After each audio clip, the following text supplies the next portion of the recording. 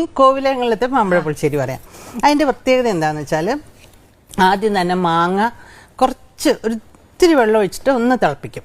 ഒന്ന് നന്നായിട്ടൊന്ന് തിളയ്ക്കുമ്പോൾ ഒരു ചെറിയ വേവ് പോലെ അതിനകത്ത് വരും. അതിനകത്തേക്ക് നല്ലപോലെ ശർക്കരപ്പാനി അങ്ങോട്ട് ഒഴിക്കും. ശർക്കരപ്പാനിയും ഈ മാങ്ങയും കൂടി ഇങ്ങനെ വഴണ്ട പോലെ ഇങ്ങനെ വഴറ്റി ഇങ്ങനെ എടുക്കണം. എന്നിട്ട് അതിൽ കുറച്ച് നെയ്യ് ഒഴിക്കണം. അപ്പോൾ ആ നെയ്യിൻ്റെ മണം അതിലോട്ട് അങ്ങോട്ട് പിടിക്കും, ഈ മാങ്ങയിലോട്ട്. എന്നിട്ട് അതിലേക്ക് വേണം നമ്മൾ കുറച്ച് തേങ്ങ, ഒരു പിടി തേങ്ങ, 4 മാങ്ങയുള്ളെങ്കിൽ ഒരു പിടി തേങ്ങ, കുറച്ച് തൈര്, കുറച്ച് മഞ്ഞൾപ്പൊടി, കുറച്ച് മുളക് പൊടി, ഇത്രയും മാത്രം. ചുമ്മാ ഉള്ളി ഇഞ്ചി ഒന്നും കൊണ്ടിടരുത്. ഇത്രയേ ഉള്ളൂ, കഴിഞ്ഞു കോമ്പിനേഷൻ. ഇത് നന്നായിട്ട് അരയ്ക്കുക. കല്ലിൽ അരയ്ക്കുകയാണെങ്കിൽ നല്ല വെണ്ണ മാതിരി അരച്ചെടുക്കണം. ഈ മാമ്പഴത്തിൻ്റെ ഈ കുറുക്കി വെച്ചിട്ടില്ല അതിനകത്തോട്ട് ഒഴിക്കുക.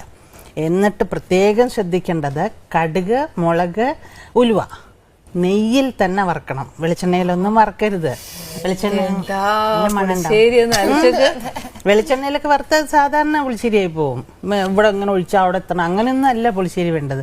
നല്ല കുറുക്കുകാളം പോലെ ഇരിക്കണം, ഇങ്ങനെ കുറുകിയ പോലെ. അതെന്ന് വെച്ചാൽ കട്ടിക്ക് അങ്ങനെ പുഴുക്ക് പോലെ ആക്കരുത്, ഒത്തിരി ലൂസായിട്ട്. അതാണ് ശരിയായിട്ടുള്ള മാമ്പഴ പുളിശ്ശേരി.